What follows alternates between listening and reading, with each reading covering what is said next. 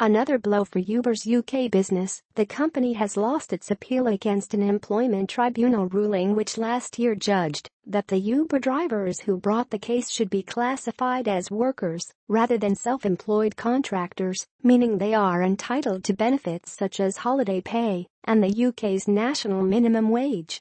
Uber's appeal against the ruling was heard in September, but the Employment Appeal Tribunal has now upheld the original verdict, denying a first appeal. And while the original Employment Tribunal ruling only applies to the group of individuals who brought the case, it sets a legal precedent for other Uber drivers to mount challenges over their own employment status. The company has previously said that if it had to provide all the 50,000 self-employed Uber drivers on its platform in the UK with workers' rights, it would cost the company tens of millions of pounds. In its appeal, Uber had sought to argue that it merely acts as an agent on the driver's behalf, likening its operation to that of a traditional minicab operator.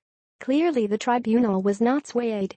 Commenting on losing the appeal in a statement, Uber UK's acting general manager, Tom Elvidge, said, "Almost all taxi and private hire drivers have been self-employed for decades, long before our app existed.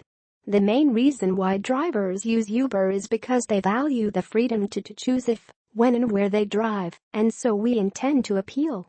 The tribunal relies on the assertion that drivers are required to take 80% of trips sent to them when logged into the app.